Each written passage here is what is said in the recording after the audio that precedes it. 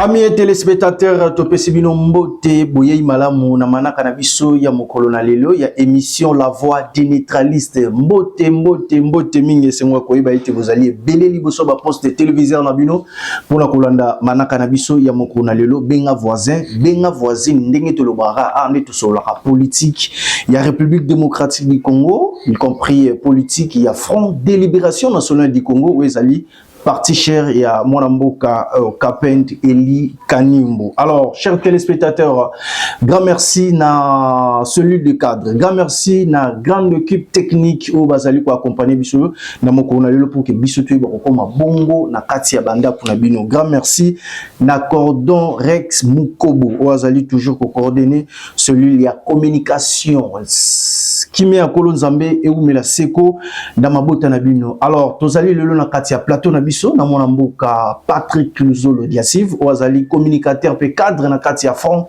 de Libération Nationale du Congo a se présenter pe yemoko na Katia ya moko na lelo pe émission moko na lelo pour que bino ba téléspectateurs na biso bato balinga ka biso pe ba fidèle na biso ya émission La Voix des Neutralistes bon comprendre ye malam. Alors chers téléspectateurs to na lomba ko kopesa Mwanamboka Patrick Diasiv Luzolo Mbote.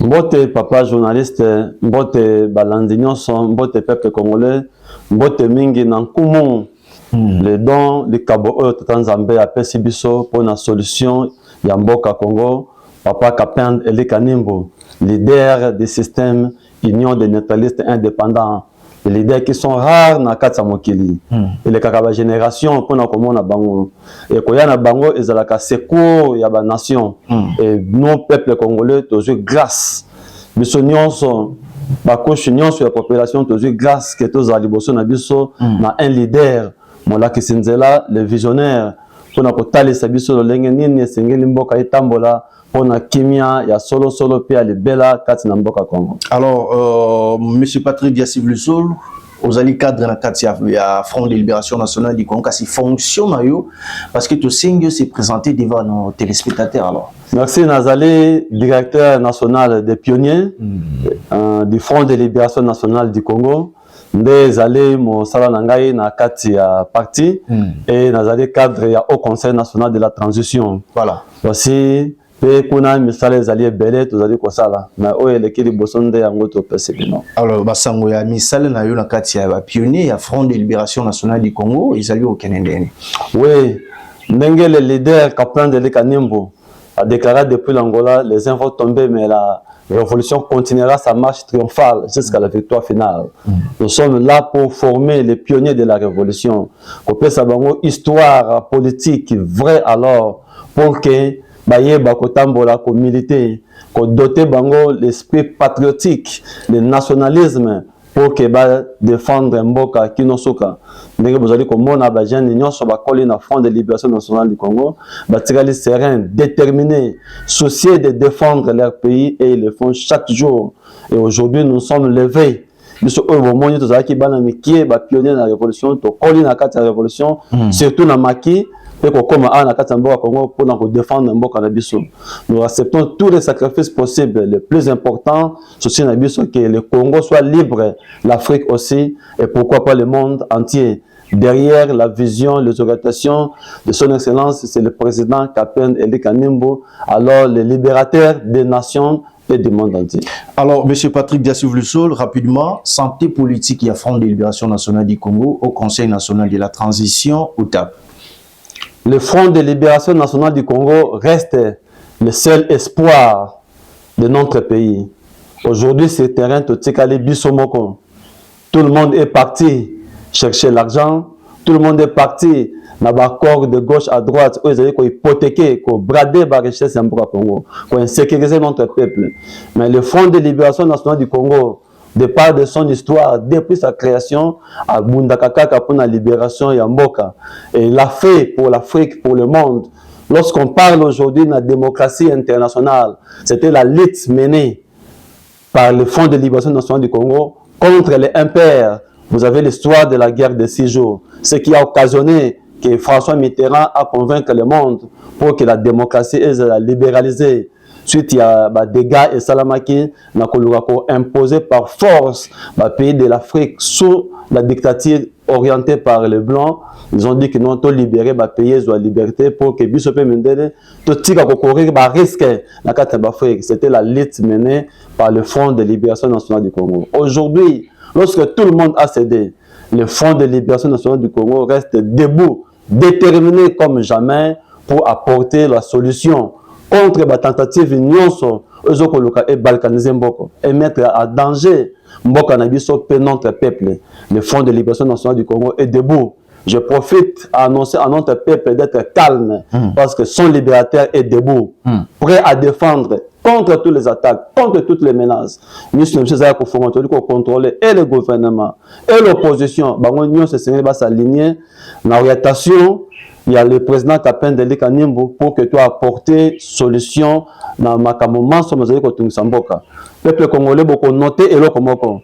Pour comprendre, pour voir que nani aligné Mboka, les amoto nyonso a s'aligner derrière la résolution et la conférence nationale souveraine.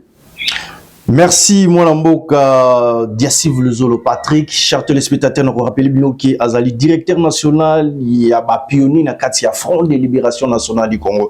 Alors, tous allez collègues, na conducteur pour nous respecter, ma Kambo Italie, émission La Voix des neutralistes, 6G du jour. Alors, le président de la République vient afin de recevoir les évêques de l'Église catholique et de l'Église du Christ au Congo, ECC. Après avoir manifesté les refus pour cette audience, n'est-ce pas par influence de la demande de M. Fayoulou lors de sa rencontre avec le chef de l'État. Alors, Mboka Patrick Diassiv Luzolo, CG Zalivast, Otokosola Lelo, la Katia Mokona Lelo, est-ce que vraiment Malobana Bino par rapport à la rencontre entre le président de la République et le SCC et le Senko, est-ce qu'il y a des alliés influence par rapport à la dialogue et à la rencontre et à président de la République na Fayoul Malobana Bino et alliés? Pas ces alliés que tu vas se contredire. Même si tu vas se contredire dans Malobana Bango pe message na Bango.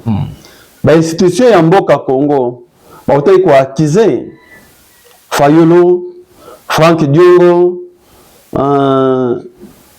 Kabila ke bango nyonso wana ba kei ko renforcer ba sinaki communiquer conjointe pour que ba renforcer AFC, ba renforcer M23. Tout le monde est accusé. Aujourd'hui on a traité Fayulu des rebelles, Frank Diongo et les autres. Très bien. Mais comment on a brusquement fallu le rendre à aller reçu par le président? Maintenant, je me pose question, est-ce que c'est parce que Fayoul a joué l'expérience et le coup va sembler la Kalingomba moko na bolingo bondeko na bango ya bondebi moko entre frères de la même église ndé ba repêcher azonga pour que ba bénéficier na l'expérience à jouer to comment parce que ba uti ko akizaye qui a sali complice na makama 1-23 pour bayokani na bakabila basangani ba uti ko signer communiqué conjoint. Vous les journalistes vous êtes informés mais aujourd'hui muto bokondana ki bo akizaki qui devient rebelle, il a trahi, il est parti se joindre avec les rebelles. Maintenant il veut rendre. Est-ce que vous découvrez l'expérience à Maka c'est pas na yaouti na ngoye na yango ou simplement parce que vous semblez la Kalingomba moko boyeke na konti ya Lingomba ya Kindeko? Or ça c'est la politique où ils allaient pour l'intérêt de la nation vie la population. Nous sommes parce que soit bazana ignorance il y a solution où ils allaient bosser na bango soit bato baboyi ke mboka échanger mais bazali ko bata masima maloba na bango soit bato ba vendre ba intérêt privé que ceux qui to kina ma solution où ils pesa mboka kimia to kozanga kozwa ba intérêt to zala ngo posa ou soit biso to zana mission te ko bongisa mboka to zana mission égoïste il y a ba intérêt privé. C'est là où le peuple doit ouvrir les yeux, comprendre que nous avons l'intérêt français tokende mingi nasima ya nkumu papa Kapendeli Kanimbo pour être resté le seul libérateur et nous savons de différentes missions et libérations qu'il a menées pour notre pays, pourquoi pas pour les autres. Alors, ndenge tozali komona makambo ezali kokende, pardon, moi mboka tolingi ofandi la vraiment lingala parce que tomoni sens ya français ezali kokota kasi émission ezosenga bino bolobela vraiment lingala. Alors, ndenge tozali komona au Conseil national de la transition komona makambo ndenge ezali kokende, est-ce que au Conseil national de la transition azali na port mon côté?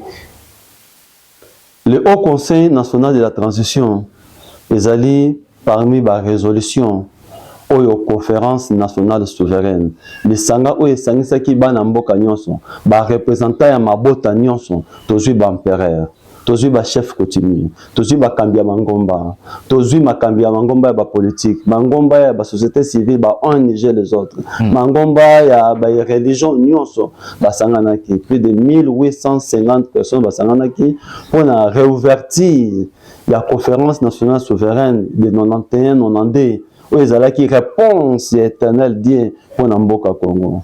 Je vous parlerai plus tard sur la visitation. Un peuple sera visité. Ceux qui attendent d'en tinde libango un libérateur. Même après 5 siècles, ils vont continuer à tâtonner comme il était le cas ici au Congo. Mais nous avons reçu la chance il y a qu'on recevoir cette réponse. Mais n'attends totali, papa kapende to ko kende ko tâtonner te ngai tant que leader, tant que mokolo. Na ko tika te bana, baba na ko tâtonner, baba na ko luka solution ya mboka na étranger. Ba mo ko mindele na étranger batangi biso français ba lobi, le linge sale se lave en famille. Maintenant, si le linge sale se lave en famille, pourquoi maintenant les problèmes du Congo faut la solution libanda? C'est là où batamaye les babungi. Babungi na même français na babungi. Est-ce que vous monate yango ni tozali ezali ko lakisa biso ki tozali ko kende na bonne voie, il y a processus à Kinshasa. Mindele balobi le linge sale se lave en famille. Bakor nyonso libanda ya mboka eza na solution te. D'ailleurs pour que na devancer na question moko, je vais te dire une chose. Faut que ça la différence entre bakor nyonso même ya libanda même ya kati ya mboka na oyo babengi conférence nationale souveraine loko ya makasi eza na kati ya moni ezali conférence te mais ezali souveraineté ezali lisanga oyo evandi na bokonzi nyonso ya peuple makambo oyo bakokanga nde ekochange na constitution ya sika ekochange na gouvernement ya sika ekochange na badisposition nyonso ekokamba mboka ekochange na vie ya peuple wana ekosécuriser mboka ekotia kimia nde makambo oyo conférence nationale souveraine ekangaki na 23 commissions nyonso tokoki koluka lelo soit na dialogue à na kati na mboka soit na dialogue na libanda ya mboka tozali kolekisa temps parce que dialogue ezali le solo il y a un conflit il y a 2 ou 3 4 personnes mais conférence ezali esika oyo mboka nyonso esangani bango moko donc libota basangani na réunion familiale pour trouver solution mboka na bango et makambo kokanga makambo andi yango ezali na pouvoir ezali na nguya le reste oyo bapaya bakokanga libanda ya famille ezali na solution te. Na poser question te na faire réfléchir population nyonso. Est-ce que le problème ya bandibu bako tetanga pe ba yombe? Est-ce que le problème ya baluba bangala bako pesa solution au problème ya baluba? Non, donc le problème des Congolais trouvera solution au Congo. Alors problème ya ba Congolais des solutions qui trouver na conférence nationale souveraine. Yango na soka na yango la cour constitutionnelle. Tango papa kapende de kanimbu oyo ba conférencier na kati ya ba religion ba ponaki ba tiaki liboso par rapport ya situation za na kati ya mboka par rapport ya danger mboka za ko courir ba tali nani to kotia liboso ba tiaka n'importe qui te na famille za la mokonzi ya famille ba kotala ba problème ni famille ezali nango et par rapport ba problème o famille ezali nango nani ba ko kotia liboso mboka za na bitumba ezali secrétaire mboka za insécurisé mboka za ba menace ya balkanisation nde batali ke awa photo le kamuto azali fort a une expérience militaire a une expérience politique a une expérience de sécurité ya wana tous les conférenciers basangana ki baponaki papa kapende de kanimbo azala président du Haut Conseil national de la transition pour que à travers yé a relever défi ya ba o nyos bazali ko luka ko perpétrer malheur ko perpétrer insécurité pe ko balkaniser mboka mais c'est là où atelamaki na conclusion ya conférence nationale souveraine ba résolution nyonso ekangamaki tokende ko déposer na cour constitutionnelle tango batali ba travaux na bango les 9 chambres ya cour basangani tango batali balandeli moko kino suka ba ko mona ke solution auto lokaka banda kala yango oyo tozui alors biso la cour de cour il y a sommet ya mboka ya ba décision ino metali mibeko to décider que makambo oyo ezali impeccable et sengendi yango ekota a vigueur ba soki wana te ba bifoto notifier sika oyo ba institution nyonso oyo kambaka mboka ba yeba que ce n'est plus important que de gauche à droite, la solution yango. À partir d'aujourd'hui, biso ba cour to pesin là, que résolution oyo est imposable à tous et applicable. L'institution Bayeba pour que Makambe soit en vigueur en faveur de notre pays. La Cour a joué à notifier à Liboso, président de la République. Mais quand les alliés, tant l'Union se retire comme on a disposition un peuple pour être basé à informer le premier ministre, donc la primature, le chef du gouvernement, à informer les deux chambres, l'Assemblée nationale et le Sénat. Tous les deux présidents étaient notifiés. Ils ont la notification de la Cour constitutionnelle. À informer aussi le président du Haut Conseil national de la transition. Là, la Cour a dû reconnaître déjà étant que président du Haut Conseil national de la transition. Pendant que le monde dans la lettre au cours, il s'adresse au président du Haut Conseil. Donc, pas à M. Kapend, mais au président du Haut Conseil national de la transition du Congo, ici. Là, la Cour a mis un arrêt. Quand le président de la République a joué, il y a un cabinet qui a vendu. Qui sous le pouvoir na bangote, comprendre que non, ils ont une décision en cours et la décision de la cour est irrévocable et inattaquable. Et puis ils ont délété. Le président de la République avec son cabinet, nous n'avons plus de choix. Attends au bombi yango, décision attends au bombi yango 10 ans, ezaka en vigueur, ezaka toujours en force. Alors pour que tout là s'appelle Bissou tous les patriotes, c'est là où je félicite le président Félix Antoine Tshisekedi. Donc là ça patriotisme soldat du peuple que non. Ceux qui n'ont pas Makambo un jour vont condamner ngai. Mais cour déjà c'est abimisa qui arrête pour la solution en Mboka. Muta freinant Mboka bongate et zalinga Félix. Et tant que moi il y a un ancien démocrate à Boya qui charge wana de à publier dans le journal officiel arrêt à cour constitutionnelle. Or publication dans le journal officiel ils ont sa mise en application, entrée en vigueur il y a pas de décision. À l'heure actuelle d'une manière ou d'une autre les résolutions du Haut Conseil national de la transition. Le président du Haut Conseil national de la transition est en vigueur aujourd'hui. Donc nous sommes debout pour la mise en vigueur des résolutions de la conférence nationale souveraine. Nous sommes partis pour terminer, voir le président du Sénat, voir le président de l'Assemblée, pour leur dire il est temps maintenant. La notification besoin qui un jour le peuple congolais a lapidé Bino. Le jour que le peuple congolais a découvert que la solution à la crise, chaque bouton moyi, solution c'est Ezouama, mais les alliés, les institutions, ils auront un problème. La marche, pour le dialogue, les amis, et changer. Le peuple a marché contre les institutions en Mboka. Pourquoi? Parce que les continuent à couper pendant que solution, la cour, c'est à trancher Makambo, après sa solution en Mboka, mais les institutions en Mboka. À complicité avec les étrangers, je parlerai de la complicité, pourquoi? Parce que bon, toute solution, pour qu'il n'y ait pas de distraction, le peuple se lèvera un jour. Alors pour que EAT, je profite pour interpeller les institutions en Mboka que l'entrée en vigueur, il y a une résolution, il y a une conférence nationale souveraine pour apporter à notre peuple le sang sali, pour prévenir les désastres dans il y a le peuple congolais, parce qu'aujourd'hui, la guerre, le sang qui coule devient comme une civilisation qui est Mboka Bitumba. Or, Mboka n'a vu Mboka Kimia, Mboka paix, le temple de l'éternel. Est-ce que moi, Mboka Patrick Diassib Luzolo, est-ce que la rencontre où il y a président national, il y a FLNC, M. Kapendeli Kanim, Kokutanana Tata Mokonzi Ekolo, et yango nezali ko zanga ni nezali ko bloquer sens ya ba accord na ye entraîneur président Félix Antoine Tshisekedi tu le on est influence et ça la influence moko ya ko luka ko tia makambo en vigueur oyo ya au Conseil national de la transition ezali ko senga et pas ya président de la République. Ce qui va rencontrer monsieur ceux qui retard maintenant ça devient urgent et imminent et le président de la République qui est le fils de ce pays, il doit comprendre que le pays court un danger. Il doit comprendre. Kabila avait dit une phrase avant, que moi j'ai pris comme une prophétie. Il avait dit que la solution au problème congolais ne proviendra ni de l'Orient, ni de l'Occident. Pourquoi? Azaraki déjà dans son, il y a la résolution, il y a la conférence nationale souveraine. D'ailleurs, le cas de Yémoutopé a été réouvertir à CNS. Tant que la résolution, alors la solution est ni l'Orient, ni l'Occident. Alors j'attends à gauche, à droite parler de la diplomatie agissante. Je dirais que non, c'est une distraction aujourd'hui. Perte de temps et gaspillage d'argent à l'étranger. La ligne qu'on interpellait les politiciens congolais. La ligne qu'on interpellait les institutions en Mboka. si pour interpeller c'est trop fort, pour exhorter Bango, qu'ils se sont trop servis, il est temps de servir notre peuple. Je vais demander au président de la République, Félix Antoine Tshisekedi, ce n'est pas aux États-Unis, ce n'est pas à travers les accords que à apporter solution ou les accords ça n'a apporté dans le Congo. Na yedi kaza na volonté wana ya ko changer. Mais ba méthode azo ko utiliser ba procédure ba voie azo ko emprunter eza yangote pour une solution. Azali ko tika ba journal officiel. Na sengi na président a se contredire te. Asalani. Yé o a signé qui journal a publié qui journal officiel que ba résolution de la conférence nationale souveraine est en vigueur. Alors lorsqu'il va laisser publication naïe, journal est sur place.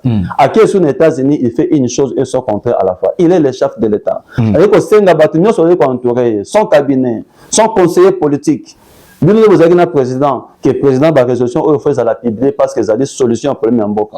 Mais vous avez un président qui est aux États-Unis, pourquoi? Avec au sein de la Union sacrée, vous avez un 500 milliards de dollars. Parce que ce qui est dans la chambre de détournement, et puis à cause de l'autre côté. Voilà. Mais quand c'est dans le Parlement, chambre basse, chambre haute, un jour, le peuple a traité de la complicité. Pourquoi? Le président a dit qu'il ne peut pas d'accord sans pourtant qu'il doit avaler l'Assemblée. Or, aucun accord est comme à Malibanda sans qu'il ait passé et la visité par l'Assemblée. Il faut dire que on ne gère pas une nation en solo. Le président de la République, c'est une institution, c'est vrai, mais le pays ne lui appartient pas à lui seul. Donc, il ne peut pas sortir, se taper le Lix, il va à l'étranger, abandonner au signer d'accord à Zongi, sans pourtant que le Parlement, qui est la Chambre des représentants, le peuple congolais, base à l'informer. Maintenant, qui va informer le peuple? Parce que le pays nous appartient, c'est le peuple qui est le souverain primaire. Maintenant, vous engagez le souverain primaire à son insu et à l'insu de ses représentants. Et là aussi, je trouve la CENI. Je trouve la CENI. Aujourd'hui, le président Kadima doit être devant ses responsabilités. Si la guerre continue, si le Congo continue à signer un accord bidon qui ne tient pas debout et le pays continue à souffrir, le Kadima est complice. Pourquoi? Parce qu'il a fait une violation de la Constitution, violation de la loi électorale et il a violé sa propre conscience pour laisser les élections. On va fabriquer, mais il faut nommer un candidat soit à la place des représentants. Maintenant, puisque les gens dans le Parlement, à la place des représentants du peuple, les représentants valables à peuple. Et le peuple a voté. Biso ba meilleur élu. Moi qui vous parle, mandataire national du FNLC à la CENI, moi qui vous parle, candidat aux élections à la députation nationale et provinciale, meilleur élu de Monga Foula, maintenant publié par la CENI. Vous avez suivi Kadima lui-même la télévision, l'équipe est nommé député na Kisenso à la place de l'élection nomination. Mais na tala bato bonomaki le lombo que signé d'accord sans que parlement ba représentant va garder silence parce que ba nommer bato au les bazo bato au peuple moko aponaki au bazan souci à peuple parce que au jour d'aujourd'hui même le président des États-Unis il fallait parlement à crier fort. Assez la présidence de la République, non, arrête d'abord ça. Nous devons visiter tout le monde. Mais déjà, pour le moment, nous avons des parlementaires, pas moins. Non, lorsqu'il y a l'urgence, on arrête la vacance parlementaire. Ce n'est pas la première fois.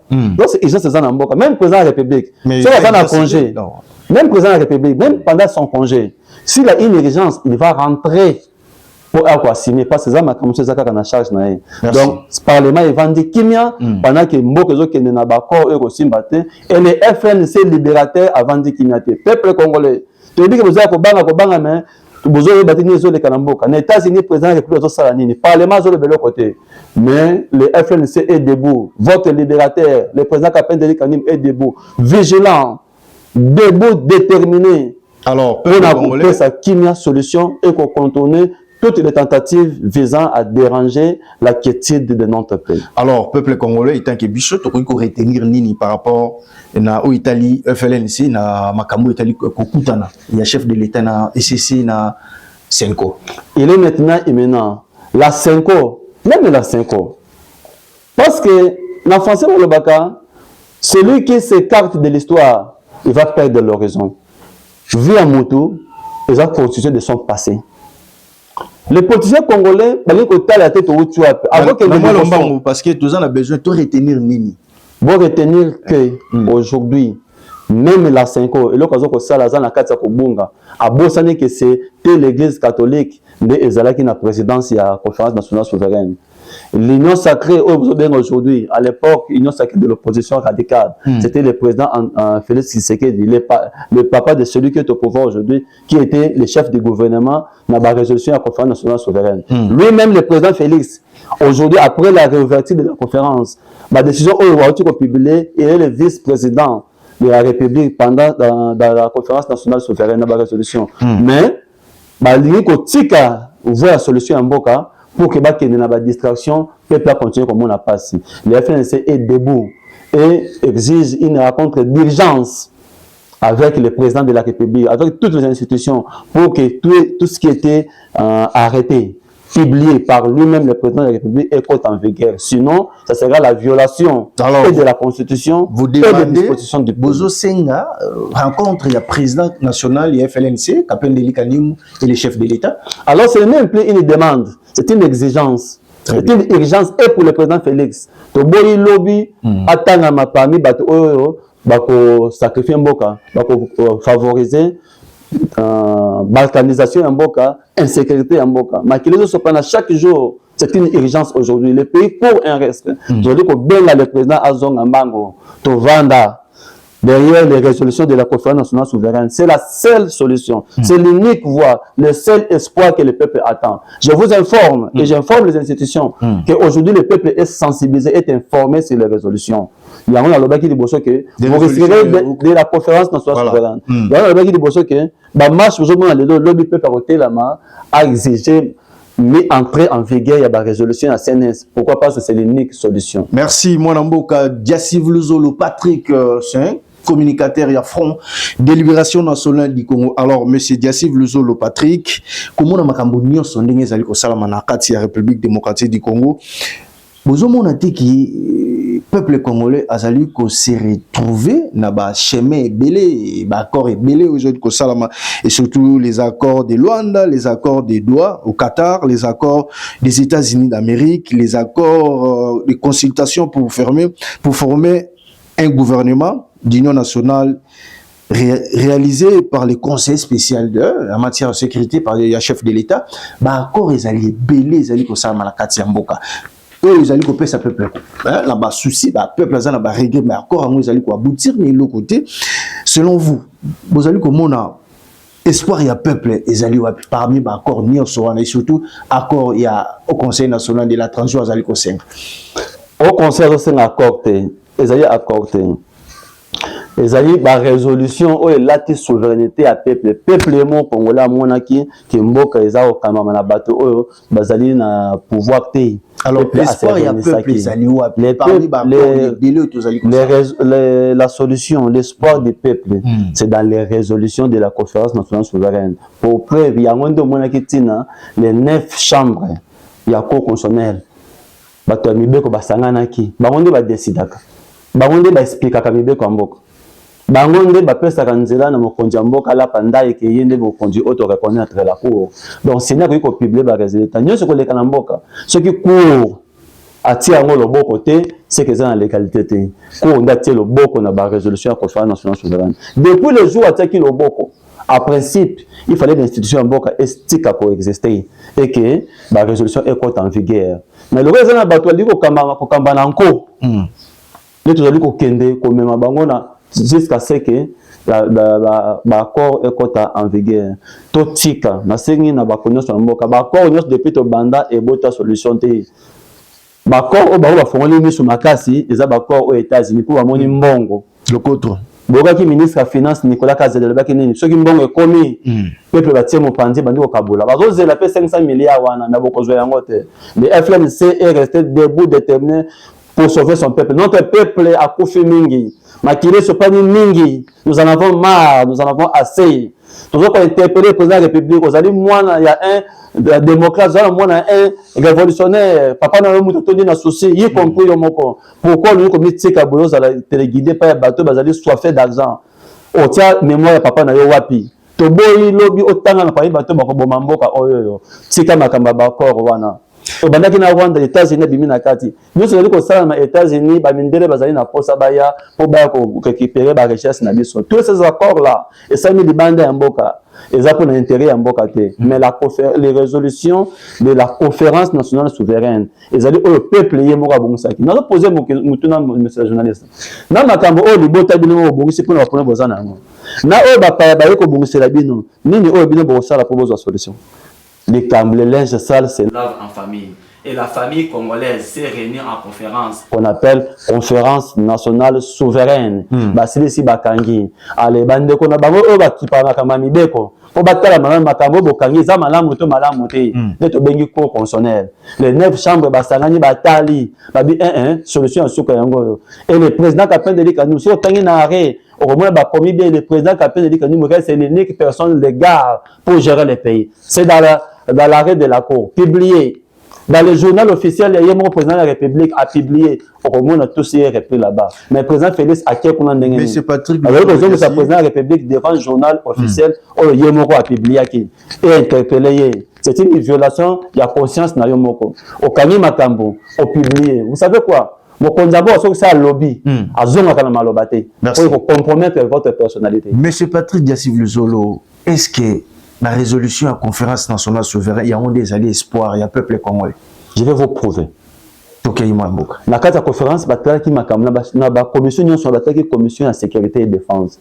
On a qui poto kengi la mboka na biso.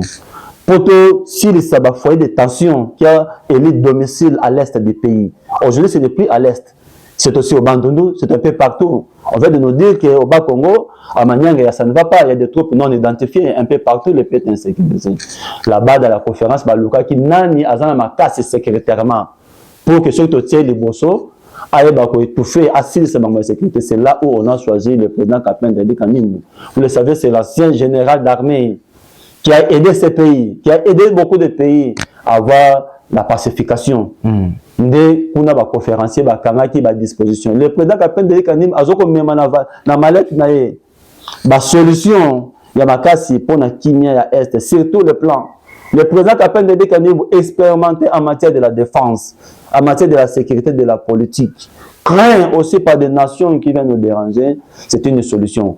Pour terminer, je vous donne un exemple. À chaque fois, toujours dans l'histoire, à chaque fois, Mboka a danger, Mboka Sobasani Balukaka qui est le plus fort. Même le roi, alors Nanaza fort. Je connais l'histoire de l'Israël, qui est dans Jefté. Ça veut dire que non, ceux qui ont continué à faire ça, ils vont vaut mieux que tu aies un bima, na cédé fauteuil qui vont conduire, mais Mboka, Israël et Tikala. C'est alors que Jefté est venu et il a reconquéri l'Israël, il a pacifié le pays. C'est le problème que nous avons aujourd'hui. Si le président Félix, dans le groupe, vous allez toujours freiner la résolution de la CNS et qu'on en vigueur, vous allez balkaniser. Et tout tient à moto anan.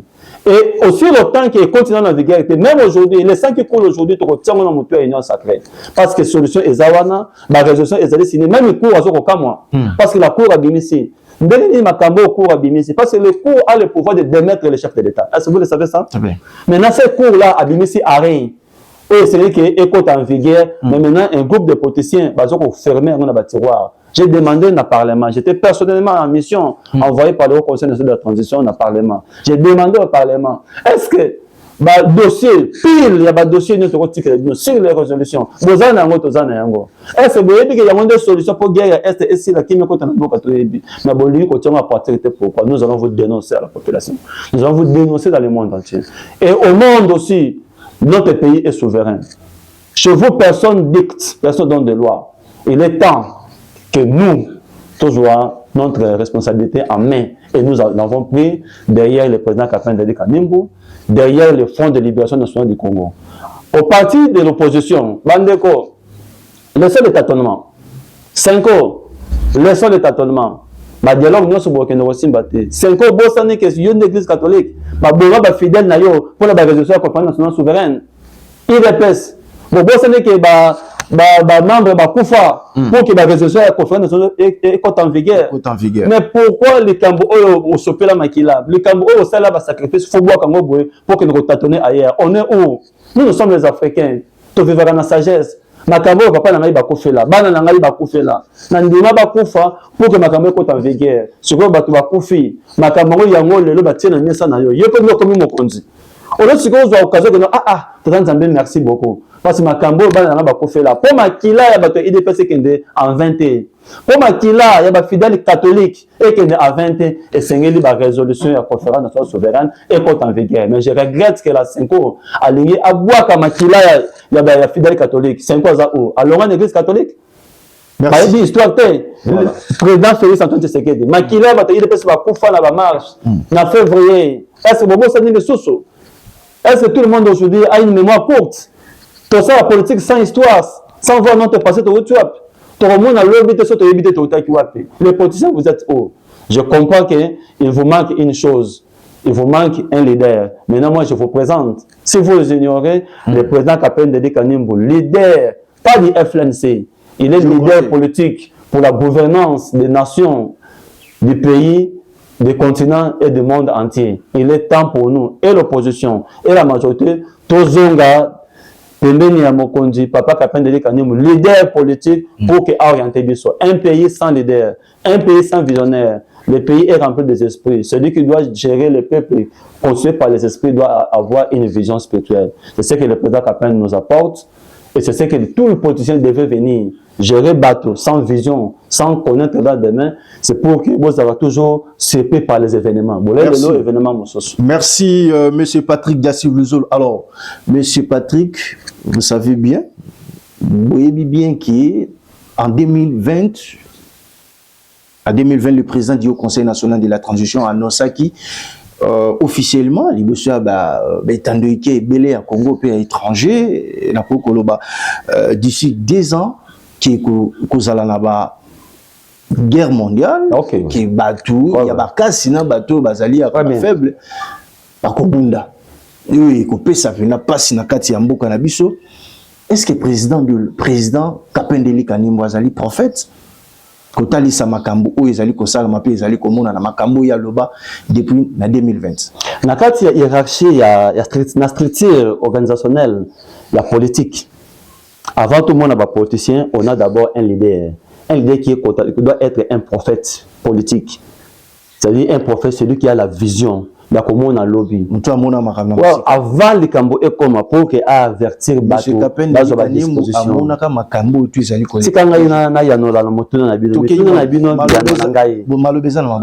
Ceux qui n'ont pas mboka, bozangi visionnaire politique. Attention, dans 5 ans il y aura ça. Dans 10 ans, il y aura ça. Mboka quoi avancer. Difficulté c'est qu'il na Congo yangwana. Et pour cela, tous les politiciens doivent s'aligner derrière les présidents. C'est un visionnaire, c'est un prophète. Mais on l'a dit que dans la télévision, le prophète moi leki, pas un prophète mais bambeko bien, nous connaissons. À l'obé dans la télévision bambeko, bomongama élite on est posé là. Répète dans Zambéyé. Eliaza a on a battu baza ko vendre sikamoko. Akoya ko concilier et réconcilier mboko. Vous n'avez pas suivi? Un autre sorti qui m'a dit que oh merci beaucoup. Alors que muto tona ko zaba kala aye. Mais si vous avez retrouvé Makambo président Nabino Alobaka, c'est la guerre yango estami na monde pour vous prouver qu'il y a un leader, il y a un prophète, il y a une réponse éternelle de Dieu qui est venu pour vous. Mais les tirani Nabino bato otan Zambé ayanoli a ces réponses. Bon comprendre bon sosola. Parce que bato mingi ba sofana mukili oyo et ya no pas la passe la bon c'est oya mais ko zanga ko yeba. La Bible a dit mon peuple périt par un manque de connaissances. Les politiciens congolais vont tirer pour induire le peuple en erreur. Tout ce qui est ceux qui veulent les leaders, les visionnaires, les prophètes politiques, pour acheter. Au monde le président Alali Alamuki, le projet que notre sala, Chilengelo. Ceux qui ont une analyse scientifique et classe. La vision, comme on a le besoin de catastrophe naturelle et salamine. Vous comprenez? Tout ça pourquoi? Parce que celui qui a la vision, le nulle part. Le Congo n'ira nulle part. Sinon, derrière le président Kapende Dede Kanimbu, le peuple congolais ne se laissez pas diriger chez quelqu'un qui n'a pas la vision. À combien nulle part. Tu vois, président de la République, nous avons visionnaire. Nous avons président de la République. Il y a une différence entre un président de la République, un président d'un parti politique et un leader politique. Voilà. Le leader, c'est un don de l'éternel Dieu. C'est une visitation. Aujourd'hui, pour le Congo, le président Obazali, président à politique, tout président azali prophète. Nous avons des présidents des partis politiques, nous avons un président de la République et nous avons un leader politique qui est Kapend Eli Kanimbu, qui a tracé la vision, qui nous amène des résolutions de la conférence nationale souveraine, qui trace les lignes de conduite de Aïwana. Donc, et c'est lui, n'a pas président de la République, n'a pas président de parti politique, de l'opposition tout comme de la majorité, mais n'a pas poussé devant la vision. Moutaza vision sur boutique et bon, n'est pas. Azal le roi Moutaza n'a créé. Attends, vous avez tout le qui m'embang. Le roi Moutaza a créé qui n'est pas connu. Merci. Merci, Moulamboka, Diassiv Luzolo, Patrick, chers téléspectateurs.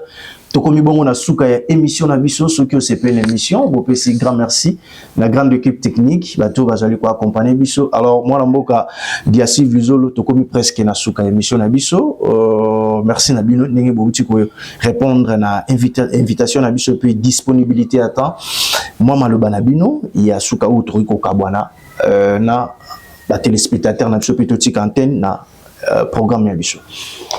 Bandeko na ngai libota na biso ya Congo, peuple congolais. Tozwa conscience ya bomo tozali kobika, ya pasi o tozali na yango. Totala uta tobota maki kino mokolo malelo. To uta kina ba poki ya esclavagisme, to na colonisation. Aujourd'hui ba pesi biso indépendance piégée, nominale et pas ceci kakate. To kamami na bato o bazana vision te solution zo kozwa mate. Mais Tata Nzambe a perçu son ngolu, a visité Bisson, a suscité parmi la Katsiamboka Congo un leader politique, Kapend Eli Kanimbu, a sili ko tellement, a sili ko tracé Nzela o Bisson Sengi Tolanda, o nyonso alingi kobika. Politique nyonso aza na posa kobika, biso nyonso Sengi na biso to soutenir mabongisami nyonso papa Kapend Eli Kanimbu a tie liboso na biso pona kobika na biso. Kimia tozoko luka na mboka. Peut-être na est du pays développement en mboka na biso to kozwa yango na sima ya ba résolution ya conférence nationale souveraine o ezali na mesa ya chambre basse et chambre haute ya parlement na mesa ya président de la république et na mesa ya ba continuation ya mboka o papa Kapend Eli Kanimbu président du FLNC président du haut conseil national de la transition pour na ko changer ko pesa kimia solution na kati na mboka Congo. Merci Nabino Nyonso bozwaki libako kolanda émission La Voix des Neutralistes ya mokona lelo et comme na suka to kuntani bongo na mikolo ezali koya soki Yesu Christ azongite bye.